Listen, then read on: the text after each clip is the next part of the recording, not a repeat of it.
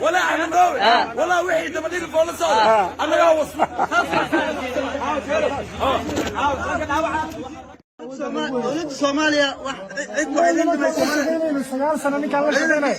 dowladda iyo calanka Soomaaliya ayaa soo gashay baytul amaan ayaa joogtaan cid waxay leedahay malahan niyada khayr u sheega burcad idin ma hayso kugu dari karaa sagaal sano ninka la shaqeynay aniga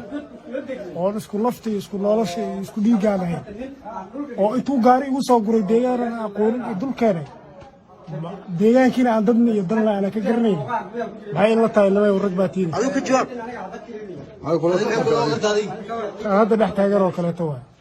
saaka hadaad ku dhimato maxaad ku dhiman lahayd ehelullah inaan ay baa sheegi lahaa saaka hadaad ku dhimato waayo waxaad ku soo duushay anoo jiifo anoo fadhiyo salaad subax baan saaka tukaday waxaan leeyahay ilaahayow ilmo islaamada oo xarig xalaal ku dhashay ma baqayaan أقول حقوقي ما جرت maya wiilashii qabanayay niman yaryar oo fudud baa igu soo toosoo dhalinyaro ah qori faala halkaa igu dhacay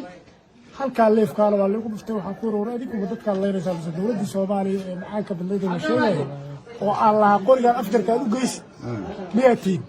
intaa markaa arigu nin oday oo madow boodo sidii intii nala soo wado dhabbada soo socday macal shacabka aan soo dhex marayna Soomaaliya way israacday waxaan diyaar u nahay naftanada iyo maalkanada dowladda ku yeeray maxaad diyaar u tihiin naftanada iyo maalkanada dowladda Soomaaliyeed yaa ku yeeray qaranka Soomaaliyeed aad baa u mahadsantihiin oo hataa aan lahayn dafadhiig iyo hebelow iyo gujugujuq iyo bajabaja iyo hebel baa la xiriirta aan lahayn magacaaguna u celi على aad baa u mahadsantihiin maxaa ku darsanaysaa ciidanka meesha idin jooga boqolkiiba 9 inuu soo macnaha ahayn hadafka soo waa la qasbanaya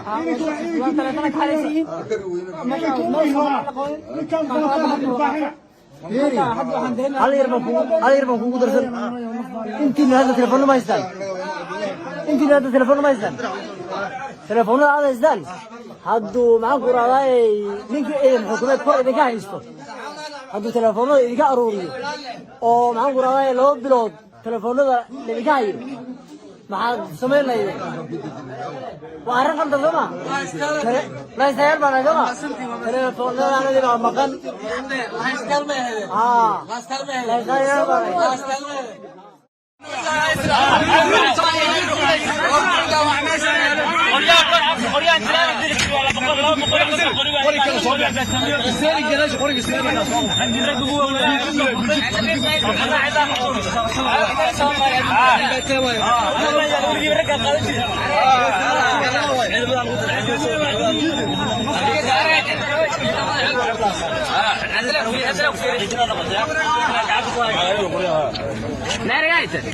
عينك بتصور يا حقيقة